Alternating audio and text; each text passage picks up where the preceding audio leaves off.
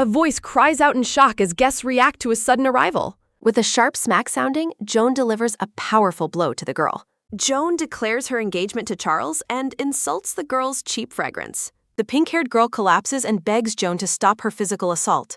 While the girl weeps, Joan cruelly dismisses her pleas as being entirely useless. The girl claims Charles's heart will remain hers regardless of his marriage. Joan towers over her, scolding her for bringing embarrassment to the noble gathering. Joan strikes again as Charles arrives, accusing Joan of being the embarrassment. Onlookers gossip about Joan's shrewish behavior, claiming she has humiliated her entire family. Joan reflects on her awareness of the terrible reputation she has earned. Voices from the past question how her father, Edmund, raised such a child.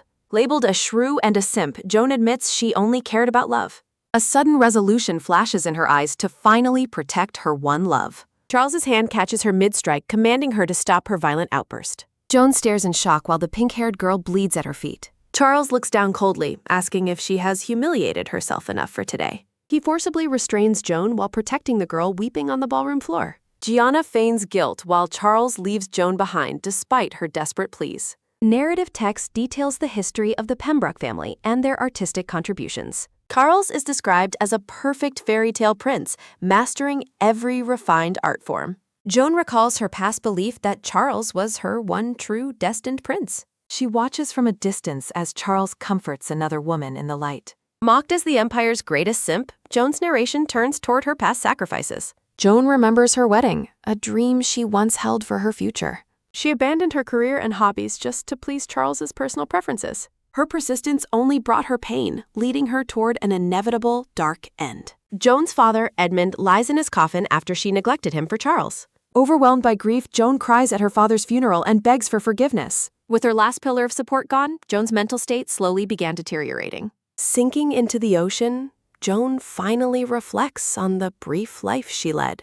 Drowning in the deep, she regrets sacrificing her dignity, career, and father. A faint glug sounds as she realizes her one-sided love was never worth it. A celestial pattern appears as she prays for God to hear her wish. From the watery depths, she desperately pleads for one more chance at life. She vows never to be a pathetic simp for another person ever again. A bright light reveals a chandelier as a maid calls out to her. Joan wakes up in a sunlit room looking bewildered by her sudden return. Two maids stare in confusion at the change in their young lady's expression. Sitting in her opulent room, Joan asks where she is while maids wait. A maid presents the gown Joan previously selected for the victory banquet celebration. Joan recognizes the dress as the trigger for the worst moment of her life. She touches her face, realizing with shock that she has actually come back. An internal realization confirms she returned 1 week after her engagement ceremony. With a heavy thud sounding, Joan discards the dress, shocking her personal attendants. The maids are bewildered as Joan rejects the gown she once chose. Joan closes her eyes, moving past her former self with a newfound determination. The maid reminds Joan of the banquet and warns her about Giana's presence. Dressed in striking black, Joan reveals she already knows Giana's whereabouts to her. Joan questions why her gown should please Count Charles, dismissing his opinion. Her maid is bewildered, reminding Joan that Charles is her beloved fiancé. Joan stands resolutely among roses, declaring her intent to break their engagement. The pink-haired girl exclaims that it is her again as a sudden strike rings out. A sharp slap sounds as the red-haired woman strikes the pink-haired girl across the face. The impact of the blow sends a shock through the silent ballroom. Gripping the girl's hair, the red-haired woman states that she and Charles are already engaged, yet the girl still shamelessly clings to him, adding that her cheap perfume makes her sick. Cowering on the floor of the grand hall, the pink-haired girl begs her to please not hit her anymore. The girl tearfully asks if she can stop, but the red-haired woman leans in to whisper that it is useless. Standing over her rival, the red-haired woman commands her to forget the engagement, declaring that even if they marry, Charles will always be hers, as a forceful movement sounds. Pure rage, the red-haired woman's expression as she prepares another strike. She looms over the girl, reminding her that everyone present is nobility, and she is embarrassing Charles with such behavior. Another sharp slap echoes as the red-haired woman shouts that the girl is the one embarrassing Charles. Amidst the shock, bystanders whisper that she is acting like a shrew and recall her villainous nickname, noting she has completely humiliated the Mortimer family. She acknowledges to herself that she is fully aware of what people say about her. The red-haired woman stands alone, isolated by the judgment of the crowd. Despised as a shrew, a villainess, and a simp, she admits she does not care because of the depth of her desire. Driven by a desperate need to protect her love, she prepares to strike again. A firm hand catches her wrist as a cold voice commands her that it is enough. The red-haired woman freezes in shock as she looks at her injured rival on the floor. Charles stares back at her with cold green eyes full of disdain. Looking down at her, Charles asks if she hasn't embarrassed herself enough. He maintains a tight, punishing grip on her arm in front of the crowd. As he turns away, the pink-haired girl apologizes to Charles, claiming she didn't expect this and blaming herself for upsetting Miss Mortimer, while the red-haired woman begs Charles to wait and listen to her. Narration details the historic Pembroke family, renowned for nurturing and supporting countless artists across the empire. Charles conducts an orchestra, embodying his family's flourishing legacy in music and the arts. Left alone on the floor, the red-haired woman reflects that she believed he was her destined prince from the moment they met. She watches from the shadows as the couple walks together toward a bright future. Noblewomen bet she will chase him again, laughing that she is the Empire's #1 simp, while her inner voice repeats it was all for her love. She recalls, perhaps imagined, memory of a wedding embrace with Charles. Recounting her efforts, she remembers stopping her use of perfume for his allergies and baking the pastries he loved, hoping her persistence would finally awaken his love. Despite her dedication, she felt only disappointment and pain, realizing her persistence was failing her. Her obsession with Charles led to tragedy, as her travels to follow him prevented her from seeing her father's final moments. At the funeral, she weeps over the pink-haired man's coffin, crying out in a desperate apology to her father. Following her father's death, her life remained shrouded in misfortune as she lost her final pillar of support and her mental state deteriorated. As death approaches, she begins to reflect on her brief and tragic life. She realizes with heavy regret that she sacrificed everything for the sake of chasing a so-called love. Sinking into the depths, she regrets giving up her dignity and her perfume career, realizing she neglected her father and forgot their last moments together. She mourns leaving her father alone in his illness, concluding that no one was worth such a sacrifice as a quiet splash sounds in the dark water. She prays to God, asking that if he truly exists, he will hear her final wish. Reaching toward the surface, she begs for one more chance and one more life to make things right. She vows that she will never be anyone's pathetic simp again. A servant's voice calling for her rouses her beneath a grand golden chandelier. Sunlight streams through the windows as a swish sounds, and she wonders who is speaking. With a sudden gasp, the red-haired woman wakes up in her lavish bed. Her two maids stare at her with looks of surprise and confusion. Sitting on a sofa, the red-haired woman bewilderedly asks where she is. Her maid asks what she is talking about, explaining that the banquet is starting and she has found the platinum white dress she prepared to match the count's outfit. The intricate golden details of the dress shimmer in the light. The red-haired woman recognizes the dress with a start, remembering its significance. Memories of her previous life's confrontation at the banquet flash vividly before her eyes. She realizes with a start that she has miraculously returned to the past. She smiles, realizing she has been reborn just 1 week after her engagement. Toss, a maid with a brown hairbun, throws a dress onto the floor as her colleague watches in shock.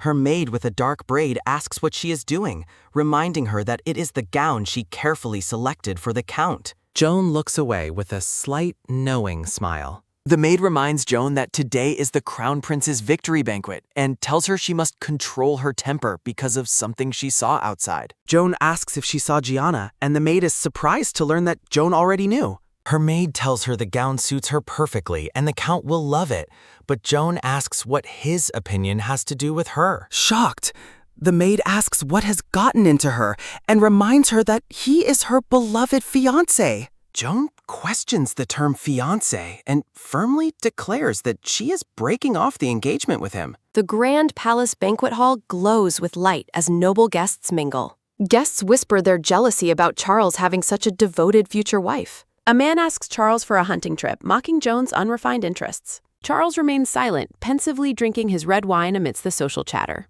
Edward stands alone in his regal attire, observing the crowded hall intently. Charles begins to mention Joan, but a sharp voice interrupts his sentence. A man is startled, recognizing the imposing presence of the Crown Prince. A noblewoman gleefully announces that Joan Mortimer has finally arrived at the banquet. Edward watches with a stern, focused gaze as the room's attention shifts. Joan enters the golden hall, her dark gown contrasting against the bright interior. Contrast panels show the dazzling banquet hall and Joan's memories of past luxury. A group of noblewomen gossiped, shocked that Joan dared to attend today. They anticipate a scandal, predicting Joan will cause a scene before Charles. Margaret smirks behind her fan, certain Joan will cling to Charles immediately. Joan picks up a slice of cake, aware everyone expects her failure. A desperate voice from the past asks Charles for an invitation to dance. Joan recalls her previous life, where she fruitlessly begged for Charles's attention. She remembers her former self constantly circling Charles despite his obvious coldness. Joan's black shoes with rose buckles step firmly across the polished floor. Joan greets Margaret, Sylvia, and Sonia with a bright, unexpected greeting. A brown-haired woman flinches as Joan asks if they were discussing her. The trio panics, wondering if Joan heard their insults and seeks a confrontation. Joan stands calmly before the three women as they try to feign innocence. Joan begins to reveal her true purpose for approaching the surprise group. She explains she has wanted to speak with them for a long time. Joan holds Margaret's hands, complimenting her perfume and expressing a desire for friendship. Margaret remains skeptical and cold, claiming that Joan is merely being dramatic. Joan expertly identifies the rosemary and rose fragrances worn by Sylvia and Sonia. She offers a first test of her family's new perfume under one condition. Joan invites them to share dessert, vowing to prevent her family business's decline. Giana stands with Charles and Edward while Joan remains occupied with guests. Giana grows suspicious, noting that Joan hasn't even glanced in Charles's direction. Giana feigns a sudden dizzy spell, prompting Charles to ask if she is unwell. Charles supports Giana toward a sofa while the Crown Prince watches the scene.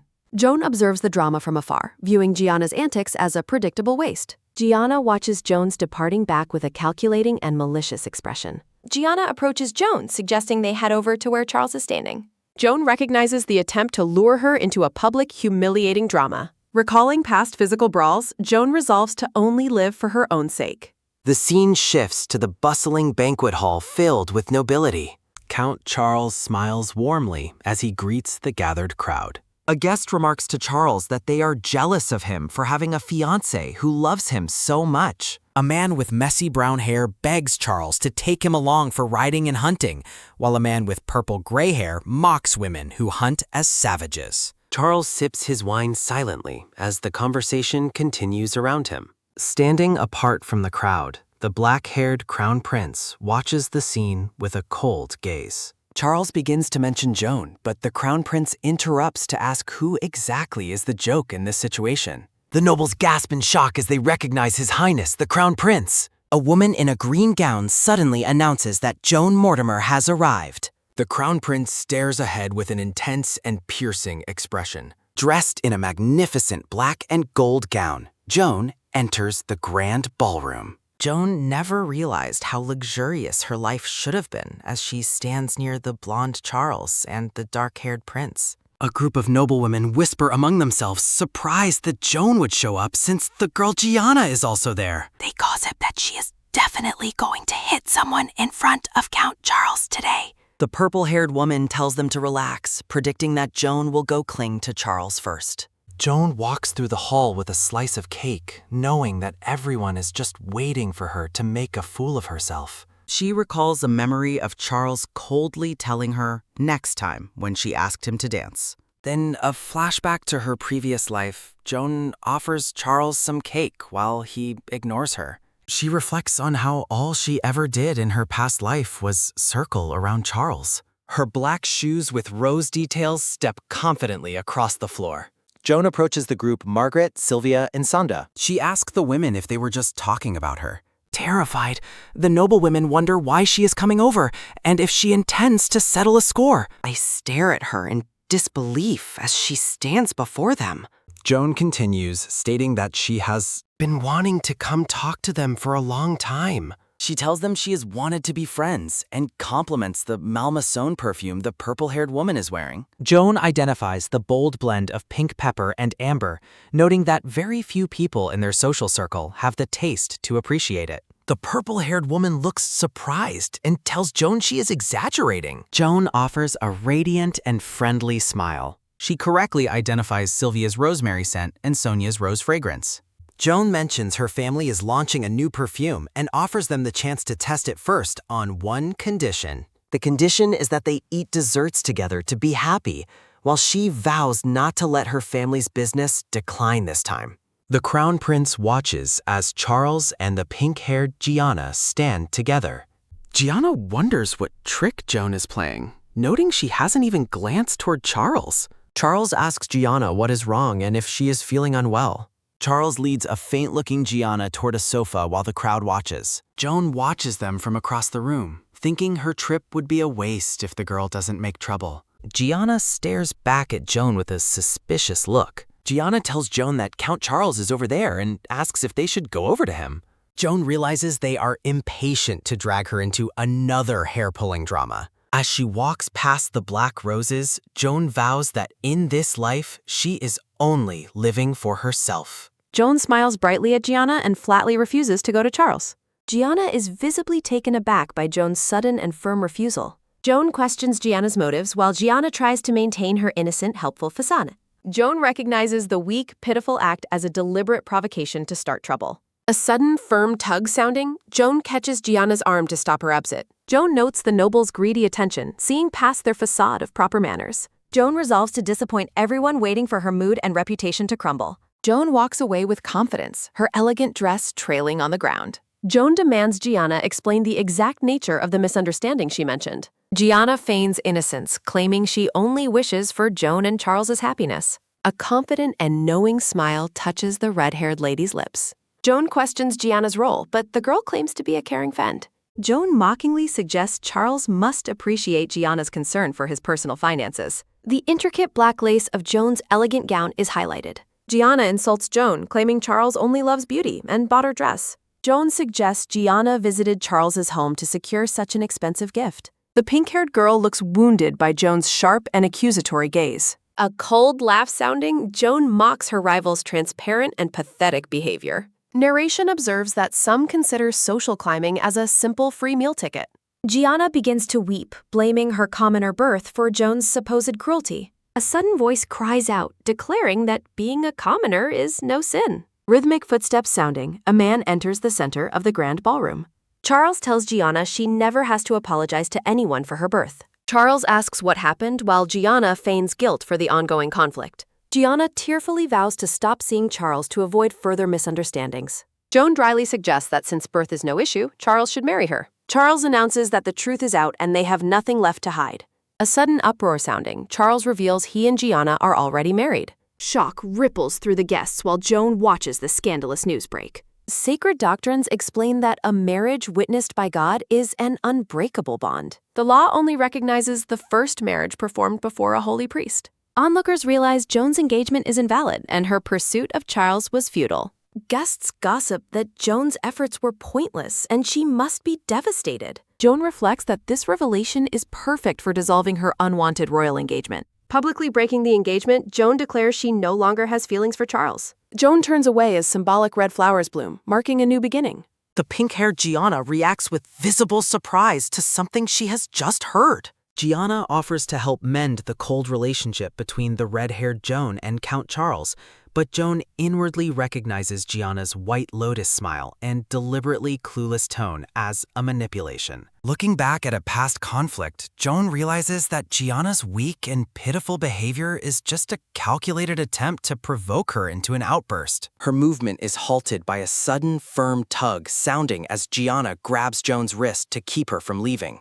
Joan notes the hypocrisy of the eavesdropping nobles, realizing they are all pretending to be proper while eagerly monitoring her every move. Bystanders watch the tension between the two women with wide-eyed interest as the sound of their whispering fills the room. Dismissing the opinions of the gathered nobles and Giana's attempts to rival her, Joan vows that everyone will be disappointed by her expected behavior today. Joan's rose-detailed shoes step forward confidently. Joan demands that Giana provide a proper explanation for what exactly this misunderstanding is supposed to mean. Giana claims she only wants the couple to be happy and hopes they do not misunderstand each other on her account.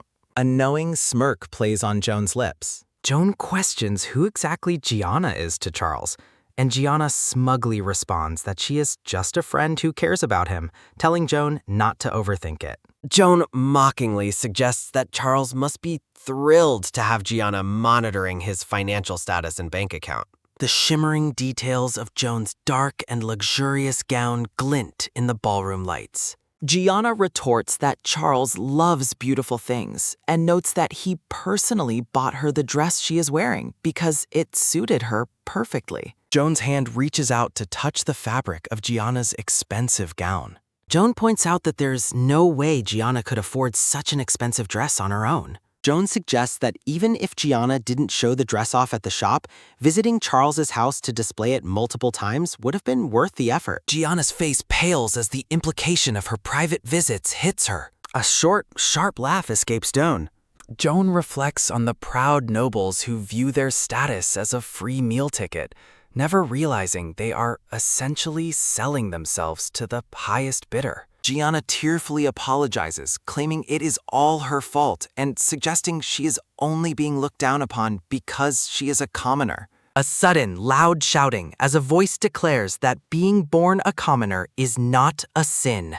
Her attention is taken by a series of firm steps sounding as a man purposefully approaches the scene. Count Charles arrives and tells Giana she has no reason to apologize to anyone for her birth. Charles asks if Giana is feeling unwell while she continues to blame herself, claiming she shouldn't be by his side, making Joan misunderstand and promising never to see him again. Giana's face is covered in tears as she plays the part of the victim. Joan flatly suggests that if Giana's birth isn't an issue, Charles should simply hurry up and marry her to make her a countess. Charles looks down at Giana and decides that since the truth is already out, there is nothing left to hide from the public. The room is filled with a collective gasp as Charles announces that he and Giana have already married in a secret country chapel ceremony. The crowd breaks out in a frantic buzz of shock, excitement, and fresh gossip over the scandalous revelation of a secret marriage. Narration details the sacred nature of marriage in this world, guided by holy doctrines as a bond witnessed by God. Holy laws are cited regarding how society and the church only recognize the first marriage witnessed by a priest. The noblewomen realize that because divorce is invalid, Joan's engagement is officially void and her past efforts were pointless, assuming she must be breaking down inside. A purple-haired noblewoman watches Joan's reaction intently through the chaos. Joan reflects that in her past life she never knew they were secretly married, realizing this is perfect because public opinion will now help her dissolve the royal engagement. Joan addresses Charles directly, stating she no longer has feelings for him and is officially breaking off their engagement. The deep red hair of the notorious villainess remains still.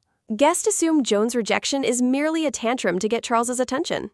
Giana reveals a sly, triumphant smile as she clings to the prince. Joan appears serene and satisfied, surrounded by beautiful, blooming purple roses. From the shadows, the dark-haired Prince Edward Lancaster observes the unfolding drama. Charles stands in disbelief, unable to comprehend why Joan would suddenly leave. A bewildered expression crosses Joan's face as the crowd continues to speculate. A sharp rustle sounding, a voice asks if the previous statement was unclear. Joan restates her decision to break the engagement, treating it as non-negotiable. A quiet step sounding, the tension between the two former lovers peaks. Charles breaks into a cold sweat as Joan looms over him with confidence. A royal scroll confirms that the emperor's engagement decree had been finalized. Charles's father explains that their noble status depends entirely on the emperor's favor. The elder warns that defying the royal will puts their entire family in danger. A heavy question about duty to family is posed to the young man. His father reminds him that Joan's sincere affection is a rare stroke of luck. The older man notes that Joan is a daughter who brings peace of mind. Charles remembers Joan's past joy when the marriage was first granted. A sudden flinch sounding, Charles pulls his arm away from Joan's touch. The memory captures Joan's heartbroken expression following her fiancé's cold rejection. Charles questions if Joan is unhappy, completely misreading her past feelings. The prince watches Joan's retreating form, lost in his own troubled thoughts. He wonders why she would discard the engagement she once worked so hard for. The grand ballroom features a glittering chandelier and ornate golden architecture. Clinging to Charles's arm, the pink-haired Giana questions why he is hesitating during such a golden opportunity. Looking away coldly, Charles tells Giana not to say another word and to go rest.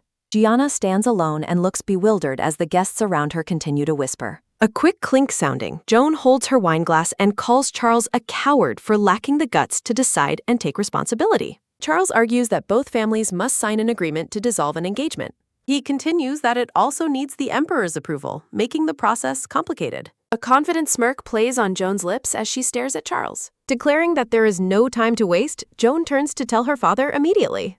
A sharp rustle sounding, Joan walks away from the stunned blonde-haired man. Chibi-style guests watch the drama while eating snacks and gossiping about the scene. A sudden pop-sounding, colorful confetti rains down as the victory celebration continues. Attendants carry trays of refreshments while musicians provide a melodic background for the banquet. A nobleman bows to Prince Edward and congratulates him on another flawless victory. Edward gives a slight nod, his red eyes looking distant and unimpressed by the praise. Three noble women stand together and whisper about the crown prince's arrival. Blushing, the purple-haired lady remembers the banquet's purpose and hurries to offer her congratulations. Edward stands with his arms crossed while the guests around him remain hesitant to approach. A close-up highlights Edward's sharp features and his striking, intense gaze. The golden embroidery and dark fur of Edward's military uniform are shown in detail. Edward turns his back to the crowd, hiding a rolled scroll behind them. The noblewomen react with pure disbelief to her declaration, confirming she really intends to end the engagement. Whispers among the crowd suggest Joan is merely throwing a tantrum in anger to get Charles to coax her. Giana wears a subtle, triumphant smile as she watches the fallout. Joan smiles calmly amidst the social storm, unaffected by the judgment. The black-haired crown prince watches the unfolding drama with an intense gaze. Intricate gold embroidery shines on the dark fabric of the prince's uniform. Charles is left bewildered by Joan's sudden and firm rejection, wondering why she would say such a thing. A comical, confused chibi-style Joan appears briefly. A sharp, tight clench sounding as Joan grips her dress and asks Charles if she was not being clear enough with her words. Joan reiterates her decision, emphasizing that it is not a threat and calling out Charles's own long-held desire to be with someone else. Joan leans in close to Charles, asking if she needs to speak even louder for him to understand her decision. A hand rests on an official decree, confirming that the royal engagement decision has been finalized by His Majesty. An older, gray-haired man scolds a younger, blonde-haired man for making a significant decision so carelessly without consulting him. The older man reminds him that their noble standing was granted by the emperor, not earned by themselves. He questions if the blonde man intends to defy the emperor's will and endanger both of their families. He continues his lecture, asking the younger man what has become of his duty to his family. The older man notes that other, more prestigious families have taken the initiative to approach them, questioning if the blonde man thinks such an opportunity comes often. With a slight smile, the older man concludes that an obedient child is the kind who lets a parent rest easy. In a flashback, the blonde man recalls being overjoyed when the emperor personally granted his marriage to the smiling, red-haired Joan. The flashback ends as Joan pushes his arm away. Her expression has turned cold and serious. She looks at the blonde man and asks if he is not happy about the engagement. Joan stands before an archway, looking up at him expectantly. When he fails to respond, she answers for him with a simple no, leaving him wondering why she would suddenly want to end things. The scene shifts to a grand ballroom, indicated by a large, ornate chandelier. The pink-haired Giana urges the blonde man, Charles, not to hesitate, calling the situation a golden opportunity. Charles looks down at her with a stern expression, telling her not to say another word. Giana looks flustered and embarrassed as other party guests notice the tension. Across the room, Joan sips a glass of champagne, calling Charles a coward who lacks the courage to either refuse or take responsibility. Charles argues that dissolving an engagement requires both families to sign an agreement. He adds that it also needs the emperor's approval, but Joan cuts him off, asking if he truly knows what needs to be done. A sinister smile spreads across Joan's face. She turns to leave, announcing that she will tell her father immediately, as nearby guests begin to whisper. The red-haired girl walks away through the crowd. In a comical chibi scene, the party guests gossip excitedly about the unfolding drama. A hand holding a rolled document suddenly appears before Joan, stopping her as the crowd looks on. The scene briefly pans over the party, where musicians are playing for the guests. The black-haired Crown Prince Edward is praised by a man for his repeated victories on the battlefield. Edward gives a slight, silent nod of acknowledgement. Nearby, a group of 3 noblewomen gossip amongst themselves.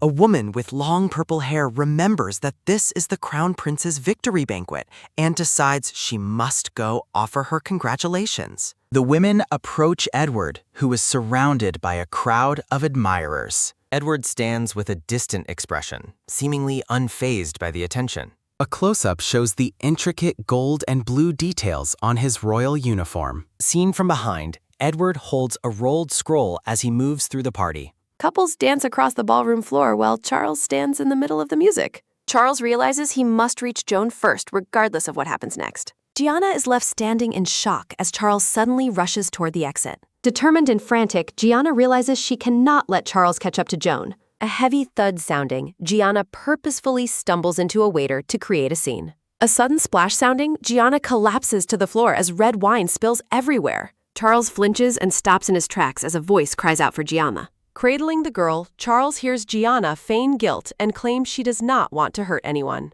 Surrounded by purple roses, Edward watches the staged accident with a look of pure boredom. Edward exudes a crushing pressure that only the Crown Prince can project. Guests point toward Edward and identify him as the powerful and distant Crown Prince. The purple-haired lady gushes over Edward's handsome face, finding it difficult to breathe near him. A guest admits she is scared of the Crown Prince's stern look and the rumors. Edward insisted on going to the front lines, despite his royal status. Scenes from the battlefield show Edward's bravery and skill during the violent war. Narrations reveal rumors of Edward being a cruel warrior whose armor is dyed with blood. Finding the danger charming, the purple-haired lady admits she desperately wants to dance with him.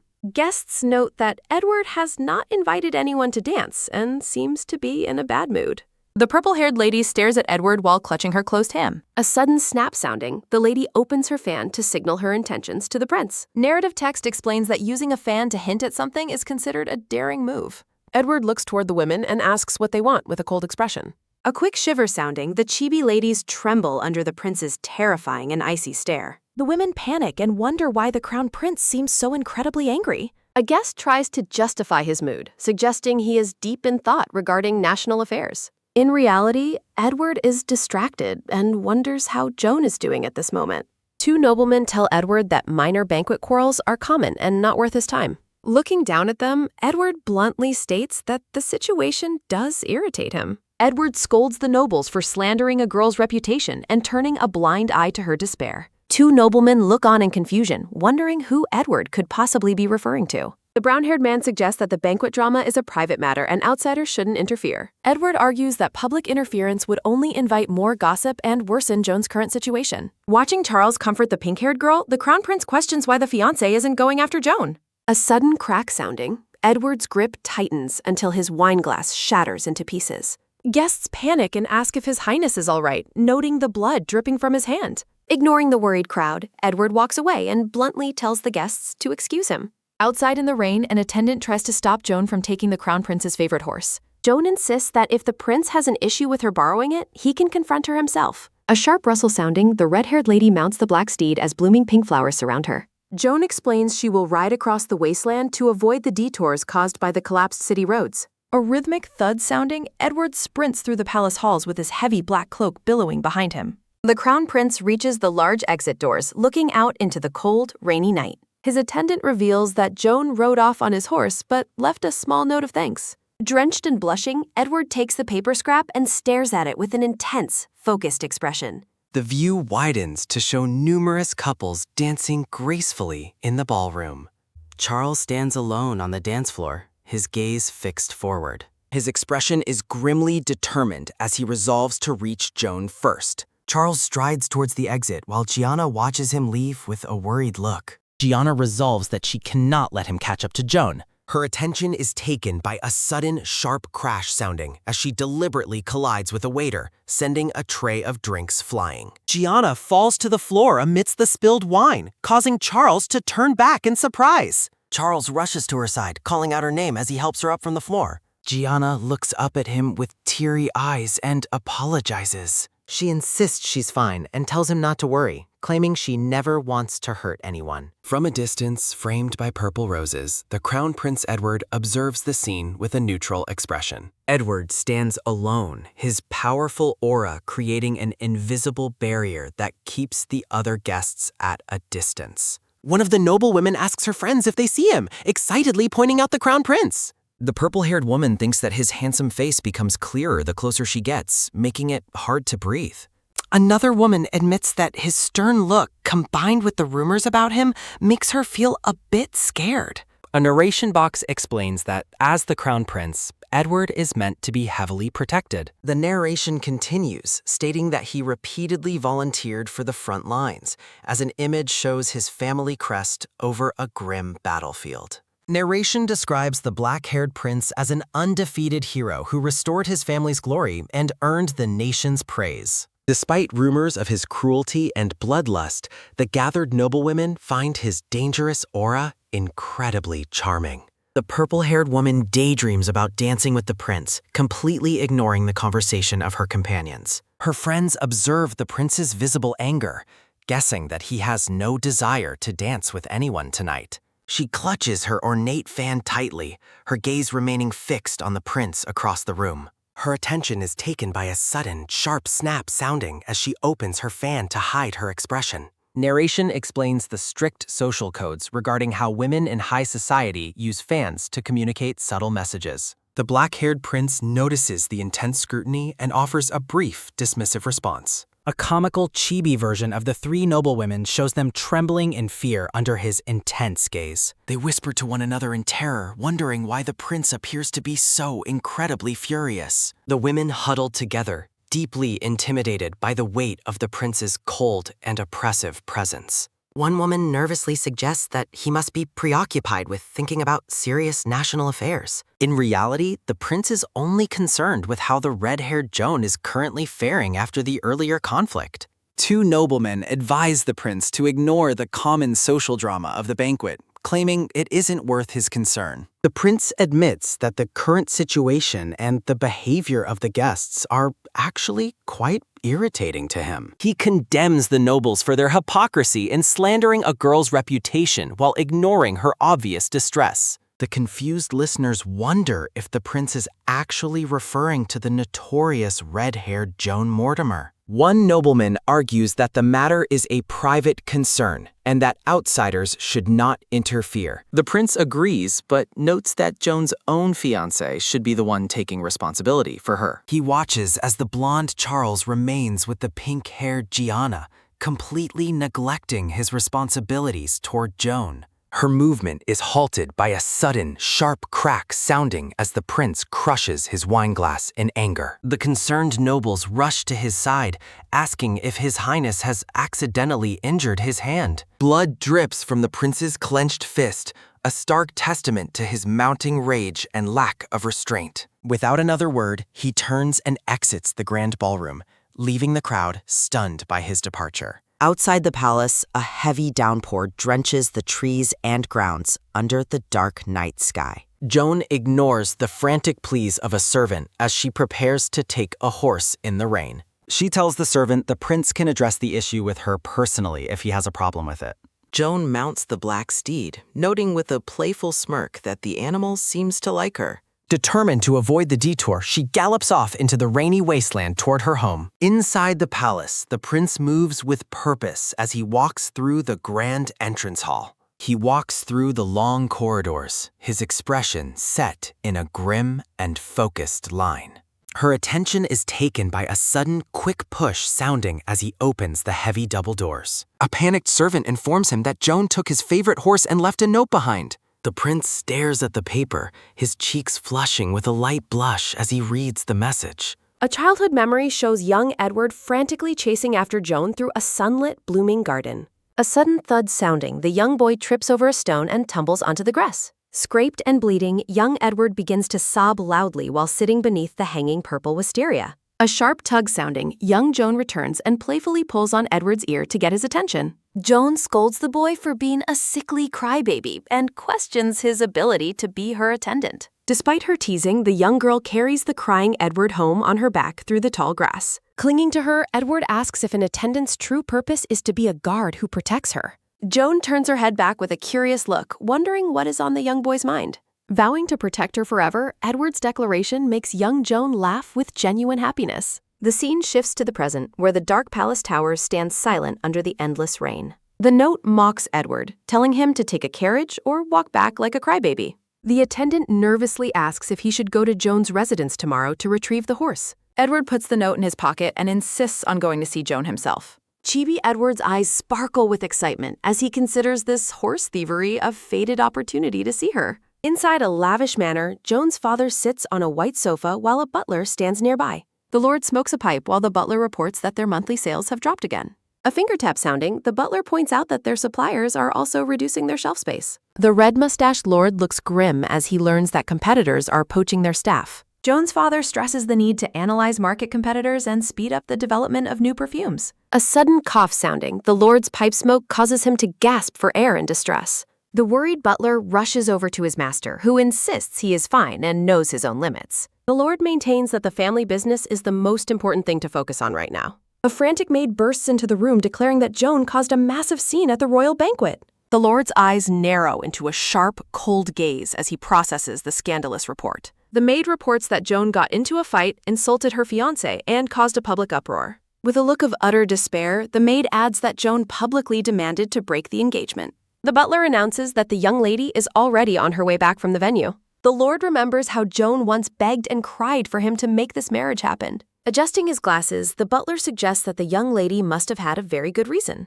The lord tells the maid not to dwell on the drama and orders her to fetch a specific item. Surprised and confused, the butler and maid exchange glances as the lord commands them to hurry. Joan looks down at the black horse's hooves splashing through puddles, reflecting on the vast world. Riding through the storm, she admires the beauty of the open wasteland and the cool, sweet breezes. Reaching toward the sky, Joan celebrates her newfound freedom to finally be herself once again. Arriving at the grand gates of her manor, Joan prepares to face the consequences of her actions. Riding through the rain, Joan returns home and greets her father. The lord, his butler, and a maid wait to receive the daughter. Holding his pipe, the red-mustached lord claims he can handle the scandal. A maid presents Joan with a tall, sparkling strawberry parfait. Joan argues she is grown, but her father insists she remains his girl. The lord promises to support whatever decision Joan makes for her future. A dark premonition shows Joan weeping over her father's funeral casket. Joan embraces her father while he comforts her against the cruel gossip. Joan questions why her father is blindly taking her side so quickly. The father declares his daughter is his top priority regardless of the world. The maid encourages Joan to change clothes before her dessert melts away. Smiling, Joan tells her father that she has a specific request. A close-up highlights Joan's intense violet eyes and her determined expression. Her attention is taken by a sudden, quick trip sounding as a young boy falls while chasing little Joan. Her attention is taken by a sudden, loud thud sounding as the boy hits the grass. Her attention is taken by a sudden, loud cry sounding as the young boy weeps over his scraped knee. Little Joan scolds him for being a weakling, pulling his ear as he continues to sob over his injury. She mocks his constant crying, questioning his ability to serve as her attendant in the future if he is this useless. Despite her harsh words, little Joan ends up carrying the crying boy on her back through the garden. He asks her if being an attendant means he will eventually get to protect and guard her. Little Joan looks back at him with a confused and curious expression on her face. The boy vows to protect her forever, earning a happy smile and words of encouragement from his childhood friend. The scene returns to the present, showing the palace towers standing silent and cold in the pouring rain. The note mocks the prince, telling him to find his own way back and calling him a crybaby. The servant offers to go to Joan's residence tomorrow morning to retrieve the prince's favorite horse. The prince declines the offer, stating that he will personally go to get the horse back himself. A comical chibi version of the prince looks determined, his eyes shining with newfound and intense excitement. The grand ballroom chandelier glows brightly, marking the conclusion of the evening's events at the palace. Back at the manor, a man with averted dark red hair sits quietly while a silver-haired butler waits nearby. The dark red-haired man hears reports of dropping sales targets. Retailers are reducing shelf space due to the continued decline. Staff members are being poached by rival fragrance companies. The master demands accelerated development and analysis of the market. His chest rumbles with a series of heavy, raspy coughs sounding. The silver-haired butler rushes over, but the master refuses rest. He insists that the family business remains the most urgent matter. Her attention is taken by a sudden, quick splash sound. A maid informs the master of Joan's disturbance at the banquet. The man's eyes narrow with deep frustration and mounting anger. She reports that Joan argued loudly and insulted her fiancé. Joan publicly proposed an official annulment of the royal engagement. The butler reacts with shock as the maid says Joan is returning. The father recalls how desperately Joan once begged for this marriage. The butler suggests there must be a reason for her actions. He orders the servants to prepare a specific item immediately. The staff is stunned by his surprising choice of response. Joan gallops through the rain, marveling at the vast world. She finds the endless rain and cool wind incredibly sweet. This ride gives her the freedom to truly be herself. The red-haired girl arrives at the manor's grand gates. Joan bursts inside, happily announcing her return to her father. Her father greets her warmly despite the reports of her behavior. He claims to have already prepared a way to handle things. Joan is delighted when presented with her favorite strawberry parfait. Joan claims she's grown up, but her father disagrees. He promises to support her regardless of her marital decisions. Flickering memories show a somber funeral and her father's casket. Joan steels her resolve to prevent a repeat of history. Joan hugs him as he dismisses the social slandering. She is moved by his immediate and unconditional loyalty. He vows to stand by her even if the world refuses. The maid urges Joan to eat before the dessert melts. Joan tells her father she has a serious business request. Her gaze sharpens with newfound focus and strategic intent. Joan asks if her father is hesitating and offers business advice. Joan warns that simple packaging changes cannot save their classic product lines. A sudden snap sounding, Joan argues they might lose their loyal customers. The Lord mentions their development of new product lines to the Butlin. Joan expresses doubt about relying solely on their current small team of perfumers. A heavy bang sounding, Joan slams her fan to denounce pointless competition. Joan notes that the end of the wars made spice transportation cheaper. Visuals illustrate how new perfumes have completely saturated the current market. Joan argues that quality won't win against those who captured the market. The chibi-style characters look stressed as the business discussion turns very serious. A sudden cough sounding, the Lord suggests that Joan does not need to rush. A letter reveals the Lord's deep guilt over his daughter's unhappiness. Standing at a grave, Joan vows to act rightly without further delay. Joan proposes a 1-month trial period to implement her new business strategies. Joan bets her involvement on the new perfume reaching #1 in sales. In a high-ceilinged library, Joan begins climbing a wooden ladder. The maid panics over the danger, but Joan finds the ladder firmless. Joan turns back to tell her maid that she needs some assistance. Joan whispers her plan, and the maid nods in quiet accompaniment. Joan reaches for a book as her long red hair flows behind her. A sudden slip sounding, Joan's heel loses its footing on the shelf. Joan's eyes widen in terror as she begins to tumble off the ladder.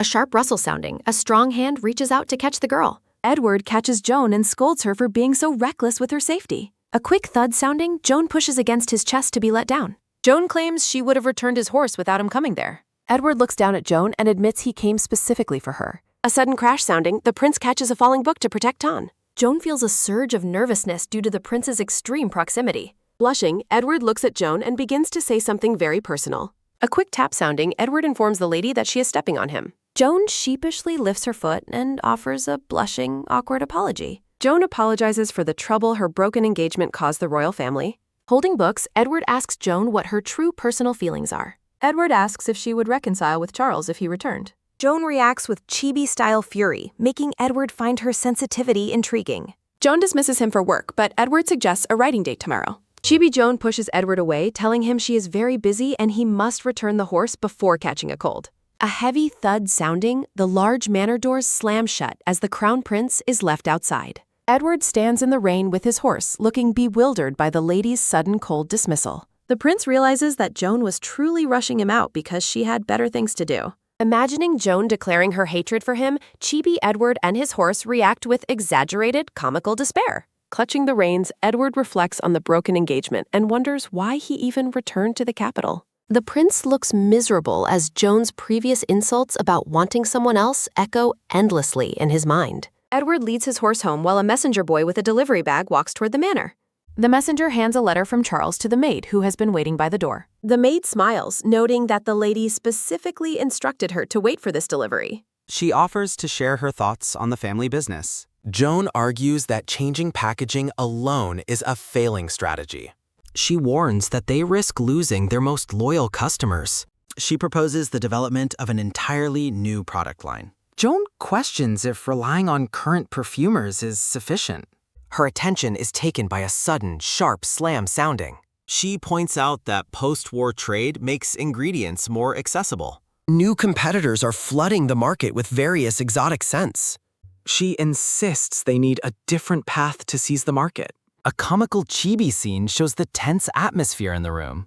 Her father urges patience, but Joan internally senses a deadline. A heartfelt letter reflects his desire for her simple happiness. Standing at a grave, Joan vows to follow her beliefs. She sets a firm 1-month deadline for her new plan. Her father and butler are left speechless by her confidence.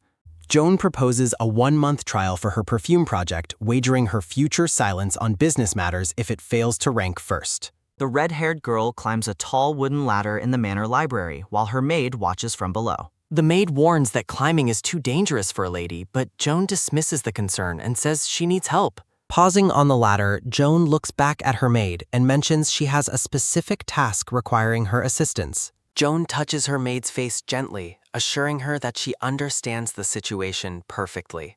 High atop the ladder, the red-haired girl reaches out her gloved hand to retrieve a specific book from the shelf. Her attention is taken by a sudden, sharp thud sounding as her foot slips off the wooden rung. Fear fills the girl's face as she loses her balance and begins to fall backward toward the library floor. Her attention is taken by a sudden, quick grab sounding as a pair of strong arms catches her midair. Prince Edward holds Joan securely, criticizing her for being reckless and nearly getting herself seriously injured.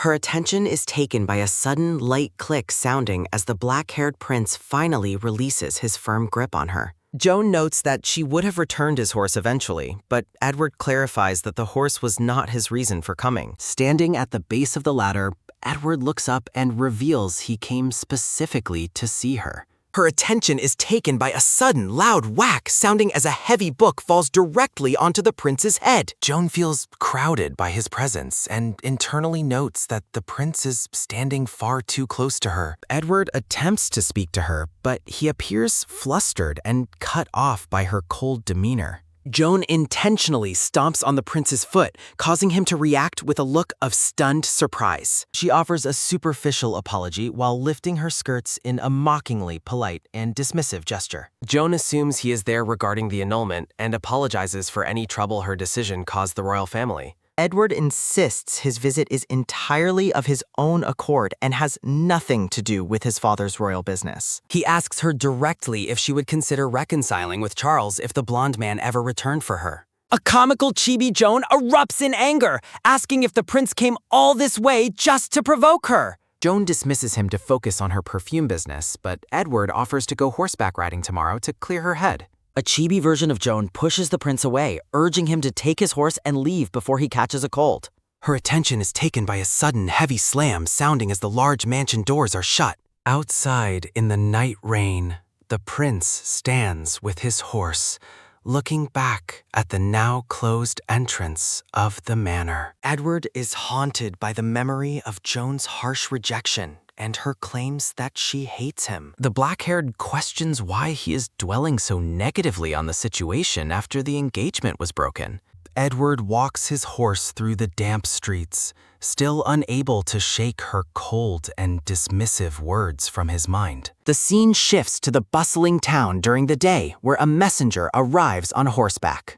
A young messenger delivers a sealed letter from Charles to Joan's brown-haired maid at the entrance. The maid smiles as she accepts the letter, noting that Joan had instructed her to wait there for this arrival. Entering the library, the maid assumes Joan will be overjoyed to receive a letter from her former fiancé. Joan admits she was absorbed in a picture book while the maid notes her lifelong love of romance. A sharp slice sounding, Joan uses a letter opener to cut through the red wax seal. Joan notes that invitations used to go to Charles, but this is the opportunity she anticipated. The chibi maid encourages Joan to read it, hoping the pair will reconcile through this invitation. Looking at the envelope, Joan coldly decides that she needs to deal with this matter once and for all. The maid gasps in horror as Joan burns the letter over a candle, declaring she has zero interest. The scene shifts to a wooden shelf filled with various ornate and colorful perfume bottles. Joan praises the silver-haired perfumer's bold ingredients, but forbids him from releasing any new products to the public. The man is frustrated by the wait, but Joan argues he still thinks she values romance over business.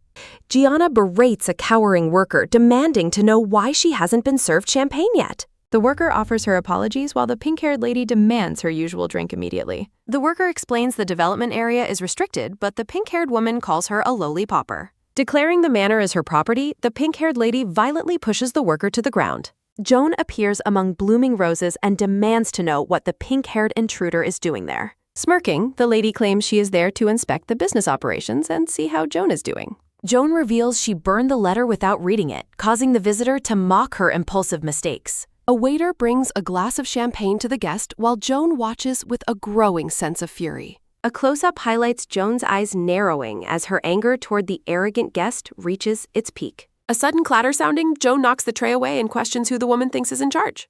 A quick gasp sounding, the visitor recoils in shock as the champagne glass shatters on the floor. Joan looms over her, asking how a nobody like her dares to drink wine in this manner. While the visitor claims Charles's property is hers, Joan asks how long this person has been freeloading.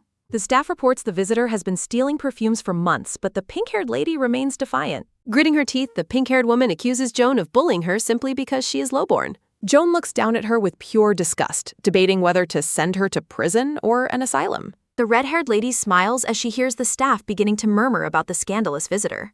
The servants whisper and point as the pink-haired woman stands humiliated in the center of the room. Livid, the visitor wonders how servants dare to laugh at her and accuses Joan of playing games. The woman storms off, vowing that Charles will be furious when he hears about these public insults. A firm grip sounding, Joan grabs the woman's shoulder and prevents her from leaving the room. Joan orders the silver-haired man to bill the intruder for every stolen item or send her to prison. Joan demands that every member of the Pembroke family be kicked out of her business immediately. Turning to the staff, Joan warns that anyone who leaks trade secrets will face massive compensation claims. The silver-haired manager bows respectfully and confirms he will carry out the lady's orders. A soft rustle sounding, Joan releases her grip on the woman's shoulder as the confrontation ends. Walking away in a daze, the visitor wonders why Joan isn't afraid of making Charles hate her. Joan looks back at her manager with a smirk and admits she is not finished yet. With a determined look, the lady prepares one final gift to send to the Pembroke household. At a distant palace, the blonde-haired Charles eats cookies and wonders why Joan hasn't replied to him. The pink-haired Giana plots her revenge against Joan, determined to make her pay tenfold for past humiliations. Charles approaches Joan in the courtyard, stating that he came specifically to meet with her. Joan watches as the blonde man forces a visibly reluctant Giana to offer an apology for her past actions. Charles scolds Giana for her interference, while Joan argues that even royalty must apologize when they make mistakes. Clenching her purple dress in frustration, Giana offers a stiff and insincere apology to the red-haired girl. Joan rejects this simple apology, threatening Giana with prison unless she compensates for the family's business losses. A comical chibi Giana fumes with rage, labeling Joan a bully and Charles a foolish man. Charles apologizes for failing his responsibilities as a fiancé and offers to accompany her to spring outings or banquets. Joan looks at him coldly, telling the blonde man that his change of heart has come far too late. Close up on Charles's green eyes as he processes her firm and final rejection. He admits he neglected her feelings because she never complained or lost her temper in the past. Joan's gaze turns sharp as she questions if Charles is actually trying to blame her for his own ignorance. Charles denies the accusation and offers to escort her to her destination since the roads are muddy. Joan's expression suddenly brightens with joy as she spots someone important in the distance across the square. She identifies a bearded man in a plaid coat as the painter Camille Corot, the person she came to find. Waving her hand enthusiastically, the red-haired girl calls out to attract the painter's attention. The bearded Camille is stunned to see a beautiful noble lady calling out to him in public. Camille vainly wonders if the young lady is drawn to his artistic talent or captivated by his appearance. Joan ignores Charles to pursue the painter, leaving the blonde man confused about her acquaintance with the stranger. Charles stares blankly, unable to believe Joan would truly ignore him. A chibi scene shows Camille fleeing as Joan questions his sudden retreat. Her attention is taken by a sudden, loud laugh sounding from a group of men surrounding her. Her attention is taken by a sudden, sharp crack sounding as Joan punches an aggressive man in the face. Joan stands her ground as the thugs begin to realize they picked the wrong target. With a swift motion, the red-haired girl kicks another assailant away. Joan confidently asserts that her reputation as a villainess was earned through her unique strength. Her attention is taken by a sudden, quick snap sounding as her high heel catches on the uneven pavement. Joan winces while clutching her leg, cursing the impracticality of wearing high heels during a fight. Her attention is taken by a sudden, heavy thud sounding as someone catches her from behind. Joan is surprised to find that Edward has arrived just in time to support her. The black-haired man gazes at the thugs with a cold, intimidating expression. The three men tremble in terror as the atmosphere suddenly shifts. Joan tries to push him away, urging the prince to leave so she can handle the situation alone. Edward remains unmoved, flatly refusing to abandon her in the dangerous alleyway. A comical chibi Joan tells the prince to use the thug's fear as an opening to escape. Edward questions if Joan looks down on his abilities while the thugs flee the scene.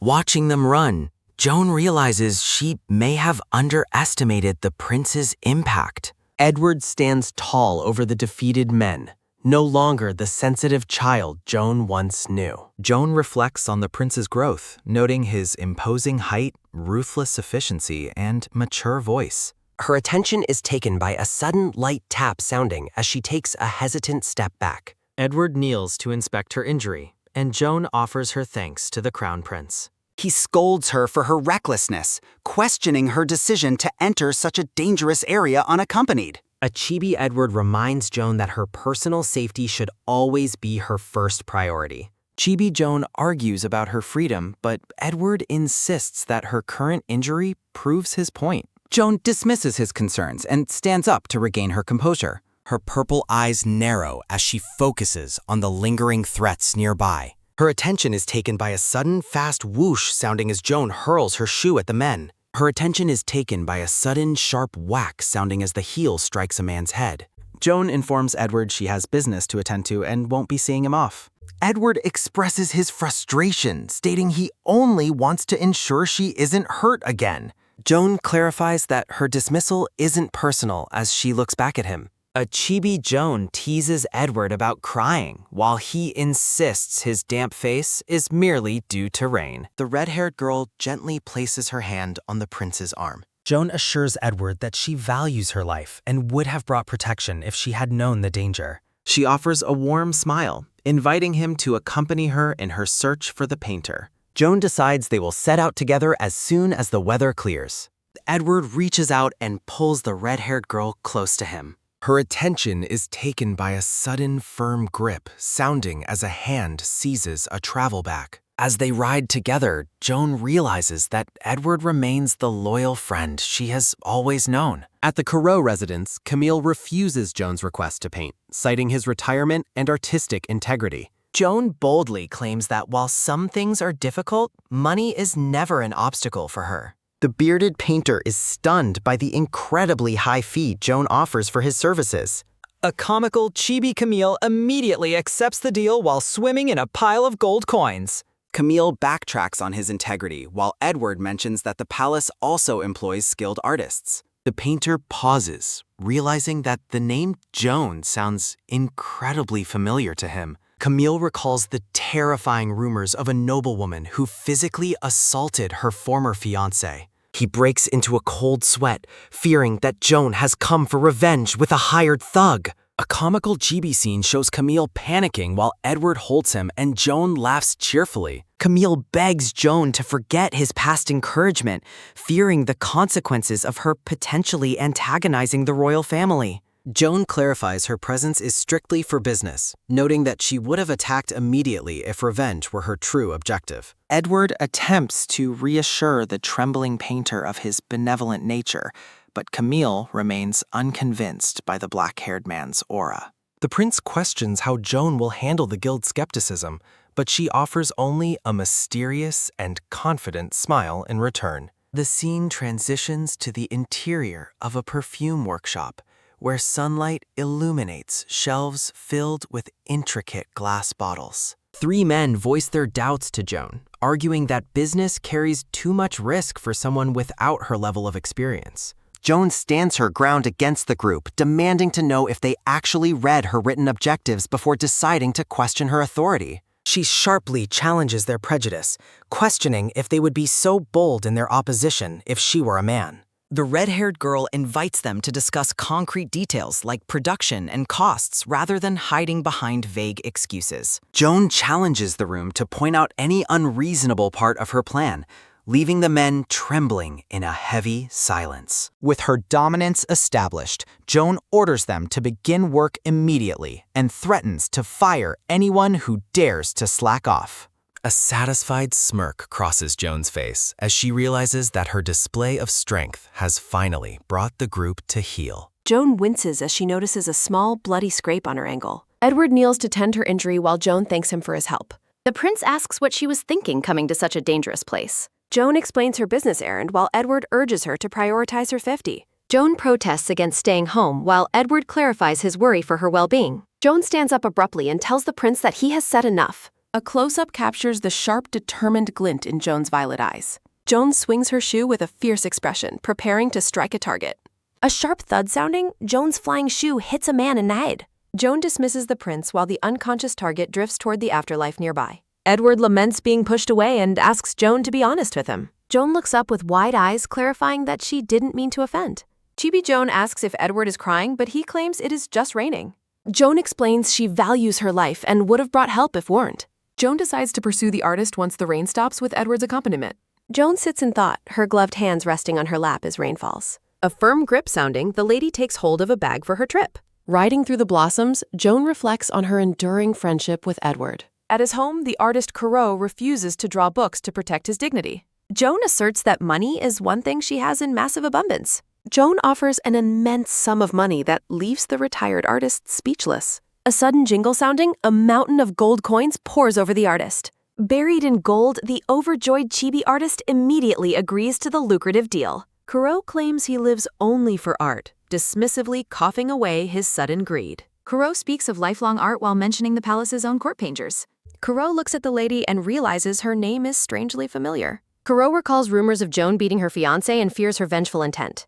Observing the intimidating prince, Corot assumes he is the hired muscle for revenge. Corot faints in terror while the chibi royals loom over his unconscious form. Corot begs for mercy, hoping the crown prince will see justice done. Joan explains she is strictly there for business, not for petty revenge schemes. Edward insists he is not a bad person, but Corot remains highly skeptical. Edward asks about Merchant Guild doubts while Joan tells him to watch her. The guildmen doubt Joan's experience and suggest consulting the master of the house. Joan asserts her plans are documented and demands the men actually read them. Joan questions if they would disregard her debt if she were a man. Joan demands that only concrete and reasonable business questions be brought to her. Challenging the room, Joan asks anyone with a problem to speak up immediately. Joan orders the staff to carry out her plan or leave the business. Joan looks satisfied as she takes command of the room with absolute authority. A large crowd of ladies gathers outside the perfume workshop for the release. A staff member presents the new product featuring an illustrated book about Joan. A purple-haired lady requests scent strips to sample the workshop's new fragrance. The worker reaches for a sample to present to the eager noble customer. The lady looks on with anticipation as the new perfume is finally presented. A soft rustle sounding, the worker opens a book of colorful scent strips. The noblewoman praises the scent while narration tells the story of Helen's birth. Illustrations depict Helen's unearthly beauty and the king who knelt before her. The legend describes how Helen's beauty ignited ancient hatred and a 10-year war. The story concludes that Helen belonged only to herself, represented by the perfume.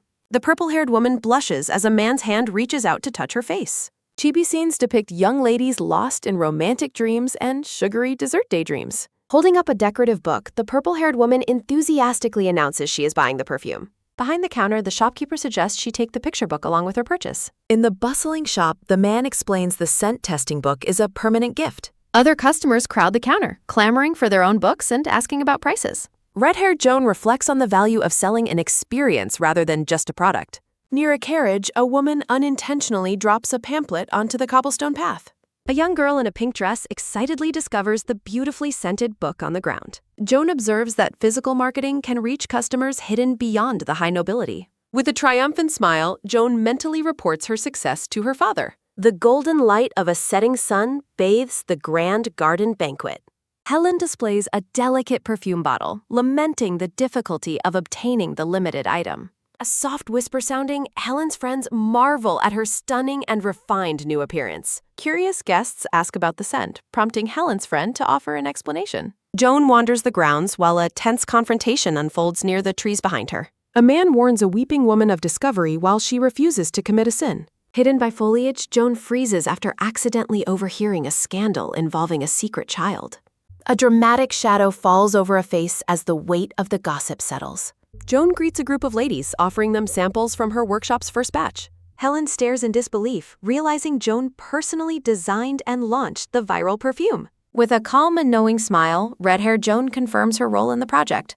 The crowd murmurs in surprise, re-evaluating Joan's reputation in light of her business success. Eager nobles surround Joan, questioning how she mastered the complex art of perfume making. Smirking maliciously, the pink-haired woman tells others she has juicy gossip to share about Joan. Joan fixates on a specific pair of guests standing near the banquet tables. Joan recalls Mary's history and her access to a physician she desperately needs. Determined to save her father, Joan resolves to meet Mary no matter the cost. Memories of a warm reunion with her father fueled Joan's drive to succeed. Joan approaches Mary to introduce herself, but an angry woman suddenly charges forward. A woman in blue glares at Joan, demanding to know why she is there. The woman accuses Joan of spreading malicious lies to destroy her social standing. Startled by the sudden attack, Joan asks what specific gossip is being discussed. Bystanders whisper about Joan allegedly exposing an affair and a secret child to others. Joan stands her ground, pointing out she doesn't even know the woman's name. A sudden, firm bump sounding, the woman insults Joan and shoves past her. Despite the public humiliation, Joan remains focused on her urgent mission to reach Mary. Joan apologizes for the chaos and offers Mary a perfume sample, but Mary refuses. In the background, the pink-haired woman watches with delight as rumors begin to swell. Mary stops Joan from leaving, scolding the crowd for their cowardice and love of gossip. A sharp huff sounding, Chibi Mary fumes like an angry pufferfish while others cower. Looking on with fury, the pink-haired woman realizes her plans are being disrupted. Mary demands to know Joan's true motive for approaching her with a gift. The Duchess questions if Joan is simply seeking some personal benefit or favor. Joan admits she wants friendship and to borrow Mary's divine physician for her father. Joan reflects on Mary's rise from an orphanage and her harsh reputation. A sudden, quick grasp sounding, Mary accepts the friendship, admitting she has been very lonely. Mary smiles at the idea of a villain duo teaming up against high society. Mary declines the gift, explaining she won't trade a physician's help for perfume. Mary introduces her family's doctor, stating that helping a true friend requires no conditions. Red-haired Joan expresses her deep gratitude to a man for agreeing to investigate her father's worsening cough. The goaded man reassures Joan, explaining that some illnesses appear more severe than they actually are and can be easily treated. Blonde Mary scolds the man for his excessive talking, warning him that he might eventually annoy Joan. Joan offers a kind smile and dismisses the concern, privately finding the unique personalities of her companions quite charming. A silver-haired woman urges blonde Charles to follow his uncle's advice, emphasizing that family harmony is the key to prosperity. The woman continues her lecture, questioning why Charles is arguing with his fiancé instead of sharing a drink with her. Charles agrees to leave immediately, hoping to escape any further lectures from the older woman. Charles approaches Joan and politely notices that her glass is empty, offering to attend to her. Pink-haired Giana interrupts to take the initiative, offering to pour drinks for both Joan and Charles. Mary pulls Joan aside and warns her to be wary of individuals who show excessive, unprompted attention. Giana maintains a friendly facade, claiming that her actions are purely out of care for her older sister. As Giana pours the wine, Mary reflects on the woman's low social origins and her sudden, unearned inheritance. A soft whisper sounding, the goateed man tries to stop Joan from drinking, though she dismisses his health warnings. The man reveals the terrifying secret that the wine in Joan's glass has been intentionally poisoned. Joan remains remarkably calm and asks about the specific type of poison and its immediate physical effects. The man explains the chemical properties of the slow-acting toxin before Mary interrupts his detailed medical explanation. Joan reflects on her previous life, where she frequently used alcohol as a way to escape her deep-seated sorrows. She recalls how, in the past, her drinks were always delivered by servants, leaving her vulnerable to tampering. Joan realizes that her past symptoms of insomnia and confusion were likely the result of a long-term poisoning scheme. At the end of her first life, her mind was so clouded that she could only remember a few significant things. She vividly remembers the scent of flowers and the special perfume that Edward used to send her out of concern. Joan concludes that by making different choices in this life, she has successfully forced the hidden conspiracy into the open. Joan challenges Giana to prove her sincerity by being the first one to drink from the poured glass. Giana makes excuses about her tolerance for alcohol, prompting Joan to accuse her of trying to cause a public scene. Giana asks Charles for support, but he points out that she recently purchased a large quantity of champagne. A soft murmur of laughter sounding, the other guests at the banquet begin to gossip about the tense situation. Mary asks Joan if the public whispering makes her angry, but Joan expresses a complete lack of interest in the gossip. Joan decides that she has no desire for revenge and refuses to waste energy on people who are irrelevant to her. Joan's focus shifts elsewhere while Charles tells Giana that she should be the one to drink the wine. A soft melody sounding, the scene transitions to a childhood memory of a formal dance lesson for young nobles. A sharp yell sounding, young Joan accidentally steps on her partner's foot during the practice sessions. A young boy with freckles argues with Joan about her lack of cooperation, but she insists he should be matching her movements. The boy boasts about his superior family rank, leading young Joan to crossly state that she doesn't care about his status. Young Edward observes the bickering children from a distance, watching the scene with quiet interest. Young Edward approaches the group and offers to become Joan's new dance partner for the lesson. Joan tells the first boy to forget about their partnership as she turns her attention toward Edward. Young Edward offers a confident smile and claims that he is actually quite proficient at dancing. Joan warns Edward about her dancing skills while reflecting on her long history with the boy she once considered a sweetheart. Joan questions whether her past affection for Charles blinded her to any potential wickedness in his character. A sudden, quick stomp sounding, Joan steps on her partner's foot while considering the financial benefits of the Mortimer family fortune. The two children continue to dance together, surrounded by a magical atmosphere of glowing white flowers. Back in the present, Joan holds her glass and resolves to test the situation to ensure her own safety. Joan suspects Giana's direct involvement in the poisoning and wonders if Charles was an accomplice to the plan. Joan pointedly asks Charles if he is the kind of person who would actually want to poison her to death. Mary tells Charles that if he drinks without hesitation, it will be seen as an admission of his own guilt. Giana watches the confrontation from the side, secretly relieved that the pressure to drink is no longer on her. The goated man is overcome with panic, wondering if he should inform the mistress about the developing conflict. He decides against it, knowing the mistress would only create a loud and public disturbance if she found out. The socialites at the banquet continue to spread malicious rumors about Joan's reputation and her past behavior. The guests mock Joan's efforts, waiting for her to make a fool of herself in her pursuit of a man. Blonde Charles drinks champagne while red-haired Joan watches with a narrowing violet eye. A sharp clatter sounding, Joan aggressively strikes the champagne glass from the blonde man's hand. Joan stands over the shattered glass as Charles demands to know what she thinks she is doing. Joan and Charles face each other as she declares the wine is poisoned and she must speak up for safety. Joan questions if Giana only poisoned her glass and asks why the culprit didn't dare drink the wine herself. A loud shout sounding, pink-haired Giana screams that she is being slandered while Joan and Charles watch. A sharp gasp sounding, the chibi guests descend into a comical state of panic and distress. While guests panic about having drank poison, Joan promises to arrange for doctors to examine everyone. A physician among the crowd notes that only Giana's wine seems problematic, urging the guests to stay calm. Giana and a guest argue, with the guest wishing death upon her, while Giana mocks her private affairs. A sharp gasp sounding, the brown-haired woman is horrified that Giana was eavesdropping on her. Guards lead Giana away while she shouts that she is doing everyone a favor by forcing them to reflect. Charles watches Giana being escorted away, realizing she framed Joan and is far more calculating than he thought. Charles recalls a memory of Giana whispering that rumors matter more than the truth in ruining a reputation. Joan asks Charles if he thought she was a co-conspirator, but he claims his feelings are deeply hurt. Joan rebukes Charles for bringing his mistress to a family banquet, while he claims he only wanted to be responsible. Locked in a dark cell, pink-haired Giana sits on the floor lamenting her sudden bad luck. Giana sits miserably behind bars, wondering why Charles has not come to save her yet. A sudden footstep sounding, Giana is overjoyed to see Charles and begs him to take her out. Charles demands to know why she committed such a crime, but Giana tries to dismiss it as unimportant. Charles berates her for lacking regret, while Giana asks why he is there if not to save her. Close-up on Charles's cold green eyes as he declares she committed a crime and deserves judgment.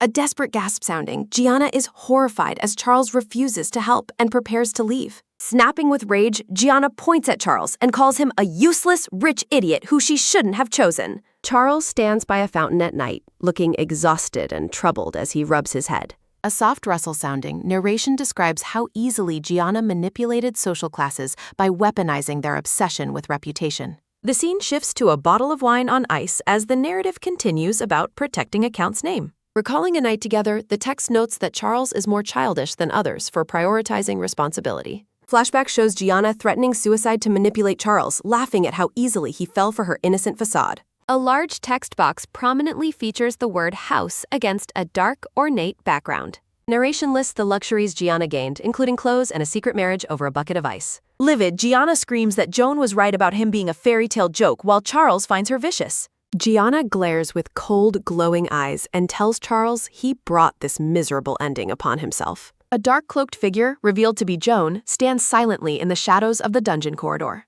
A wicker basket filled with cookies is left on the floor outside the iron bars of the cell. A firm footstep sounding, Charles walks away while Giana falls to her knees and begs him to wait. Clinging to the bars, Giana desperately admits she was wrong and begs him not to leave her. Charles continues walking as Giana claims she has turned over a new leaf and learned her lesson. Giana rants about how Joan enjoyed a life of luxury, while she spent half her life in misery. A close-up captures the intense, furrowed brow and emerald green eyes of the frustrated blonde man. Giana asks if he didn't come because he loves her, questioning if love is supposed to be unconditional. Charles declares he never felt love for her, only responsibility, and ends their connection completely. Charles regrets wronging Joan while the red-haired lady watches the scene from the shadows in her cloak.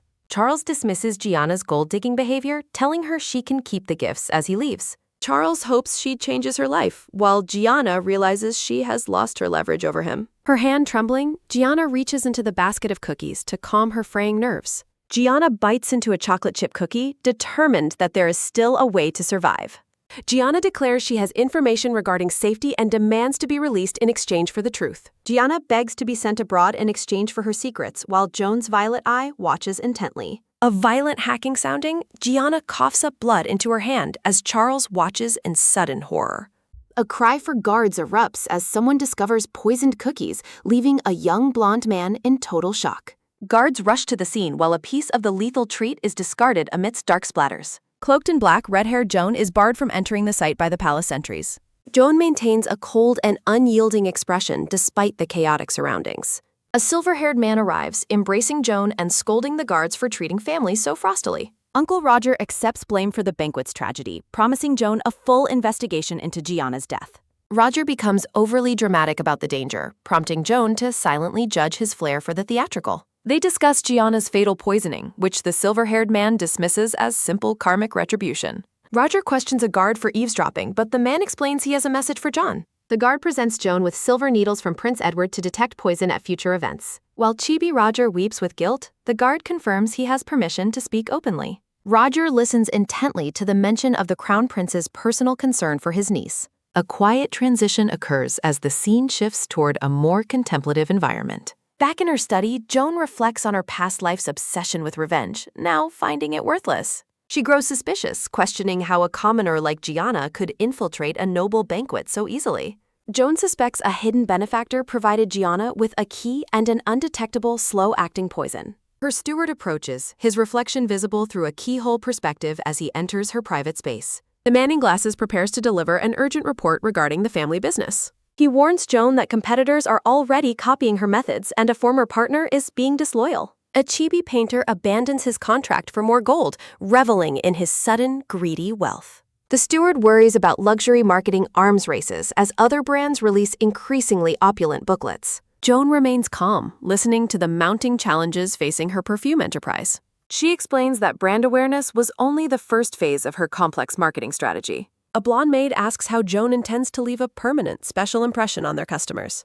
Joan reveals her plan to design bottles so beautiful that buyers will never want to discard them. She proudly announces the completion of a new, intricate draft for her bottle designs. The maid is astonished by Joan's artistic skill as a chibi Joan shows off her work.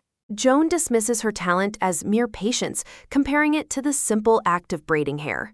To truly succeed, Joan decides they need a designer with a name that carries significant noble influence. Her thoughts turn toward blonde Charles, identifying her ex-fiancé as the most suitable candidate for the job. The maid questions why Joan is hesitant to work with the man who recently broke her heart. In a chibi struggle, the maid reminds Joan she has no noble reputation left to worry about. With a final push, the maid sends Joan off to confront Charles with an iron fist. Now in a blue gown, Joan prepares herself to handle those who might offer her attitude. She is greeted by overly attentive maids, making it impossible for her to act with any hostility. The maids present Joan with her favorite items, having meticulously memorized her long-standing habits. Joan realizes just how much she once felt at home within these familiar, welcoming walls. She firmly informs the staff that she will never be the lady of this house again. The maids laugh off her warning, assuming she is merely venting and will marry Charles anyway. Joan is left speechless and frustrated by their complete refusal to take her words seriously. One maid happily directs Joan toward the study where Charles is currently wicking. Joan enters to find Charles slumped over a desk, reaching listlessly for a plate of donuts. Charles is visibly startled to see Joan standing there after everything that has happened between them. Joan ignores the awkwardness, offering him a professional commission that he immediately rejects due to his depression. Chibi Joan scolds him for being uselessly sad over being tricked by a comper. Charles wallows in his self-pity, admitting that his current state is indeed pathetic and weak. Joan watches him, genuinely surprised to see such a broken and defeated side of her former fiancé. A sudden loud bang sounding, Joan slams her palms onto the desk to get his attention. She asks what it would take to cheer him up, and Charles sheepishly admits he likes sweets. Joan orders him to eat a massive spread of desserts until he recovers his fighting spirit. Charles asks Joan if she was always this fierce, noting she never used to insist on her opinions with him. Joan states she has always been like this and asks if he has a problem with it. Charles reflects on Joan's constant criticism and admits he didn't realize how fragile and imperfect she truly was. Charles apologizes for never truly understanding her, admitting he was never perfect either. Charles asks his boss what design she wants, and Joan explains she needs more than just a few words to start. Joan describes the need for a unifying design for perfume bottles that stands out in the current market. Charles acknowledges her dedication to the business, while Joan warns him not to slack off on paid work. Charles asks to talk more soon, and Joan agrees to meet anytime starting the next day. Charles mentions an upcoming play Edward will attend, and Joan recalls her uncle mentioning it too. Joan expresses surprise at Mary's talent for drawing a large audience to her stage play. The story continues as the scene shifts to the day of the much-anticipated theatrical performance. Edward stands outside the theater while guests arrive for the afternoon show. Joan arrives at the theater and calls out to Edward with a warm, bright smile. Edward asks Joan if she is all right following the recent poisoning incident at the banquet. Joan dismisses his worry, insisting she is completely fine and the incident is already over. A soft neighing sounding, the black horse pulls away from Joan's reaching hand. Joan is annoyed that the horse won't let her pet it despite having fed it before. Charles joins them and suggests they all head inside since they are so eager for the show. Charles questions watching the classic play again, but Edward claims he never tires of things he truly likes. Charles realizes Edward came for Joan and questions if staying interested in something actually leads to a result. Joan interrupts their tense bickering and urges the men to hurry inside as the show has already started. Edward gently pets the horse and tells it to be good and cooperate next time Joan touches it. Joan explains that because the theater is small, only 2 seats were available together, while the third is in the front. Charles suggests the front row seat go to Edward since the Crown Prince is a rare and honored guest. An intense silence falls as the two men exchange a sharp, competitive glance in the darkened theater. On stage, actors duel with swords while shouting about arguments and the dangers of a serious blade. Charles asks if Edward's love for art means he wouldn't want to miss seeing the performance clearly. Charles insists on sitting by his fiancée, noting it is inappropriate for Edward to sit with another man's future wife. Edward remains silent, his expression darkening as Charles asserts his claim over Joan. The play continues on stage as an actor mocks his opponent for being weak and spineless before a duel. Edward suggests letting Joan decide the seating arrangement while the theater owner nervously observes the royals. Searching the room, Edward asks where Joan went while Charles looks around in surprise.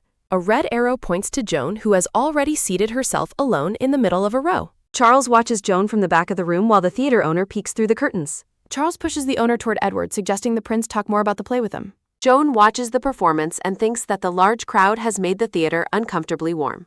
Charles sits next to Joan and offers her a glass of water to help with the stuffy air. Joan takes the glass and asks if Charles came up front because he couldn't see from the back. Charles admits he came specifically to go out with Joan and that he simply wants to be with her. Joan admits she no longer cares about his motives, and Charles asks how he can make things right. Joan explains that broken things can't be made whole, and there is no need for apologies or reparations. Charles concedes to Joan's coldness and promises to speed up the process of breaking off their engagement. Edward watches the stage from afar while observing Charles and Joan sitting together in the audience. A sharp creak sounding, Edward's hand grips the edge of the seat with restrained frustration. Edward resolves that if this is her choice, he has no right to interfere with her life. Edward turns to leave the theater while the confused owner tries to call him back. Joan suddenly looks toward the back of the theater as if sensing a presence. Joan looks around and wonders where Edward went as the play continues in the background. Standing in the rain, Edward reflects on the reported annulment and wonders what is happening between the two. Edward questions if Charles was merely acting and lying to Joan all along as the rain pours down. A sharp click sounding, blonde Charles greets the crown prince as they meet once more. Charles walks past Edward in the rain, his expression unreadable as he moves toward the interior. Edward glares with a dark warning, stating that any harm brought to her will carry an unbearable price. Red-haired Joan peeks out from behind Charles and curiously asks what the two men are discussing. Charles explains that Edward is simply inquiring about the details of their latest perfume project. Charles announces that the theme for the new fragrance will be titled First Love. Charles suggests that the prince describe the scent he envisions for such a romantic theme. A soft gasp sounding, Edward imagines a fragrance defined by sweet and fresh floral notes. Joan rejects his idea, claiming he has the entire perspective of the product backwards. Narration explains that the perfume is designed for the wearer's pleasure rather than to attract others. Charles describes a unisex scent of leather and musk before showing the prince a refined design draft. A sudden, quick swipe sounding, Edward reaches out for the paper, only for it to be moved away. Charles complains of exhaustion and demands a reward, while Joan asks if he is referring to dessert. In a playful chibi scene, Joan notes his short work hours while Charles seeks her personal encouragement. Chibi Edward stands alone, fuming in silence while the others continue their lighthearted banter. Edward decides to leave to visit his uncle, offering Joan a parting wish to stay healthy. Late at night, Joan slumps over her desk in the cold room as rain pours outside. Trembling from the chill, Joan prays that her physical exhaustion is not developing into a fever. Alone in the dim lab, Joan worries about the unfinished accounts left on her desk. Joan lies unconscious in her bed while two maids prepare to care for her.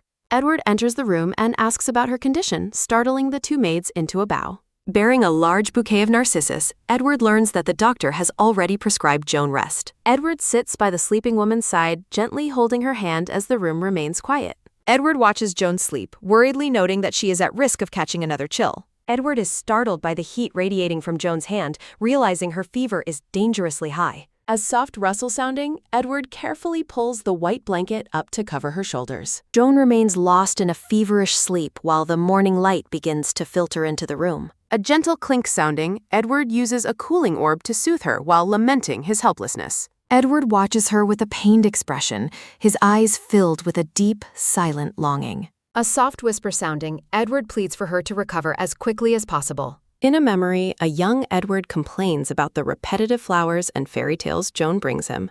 Young Joan firmly tells him that since he is sick, he has no right to complain. Young Edward dismisses her presence as forced, while the young girl admits she finds the visit boring. Young Joan declares she only stays because she wants to, regardless of any orders from the king. Young Joan demands to know if he understands her, leaving the young boy speechless and wide-eyed. A soft flutter sounding, Joan's eyes slowly blink open as she begins to wake from her sleep. Joan realizes her fever has broken and she feels significantly better as she holds the cooling orb. Joan recalls hearing a voice during her fever and asks if the person she heard is present. Standing by the window, a man with red hair and a mustache confirms he was the one speaking.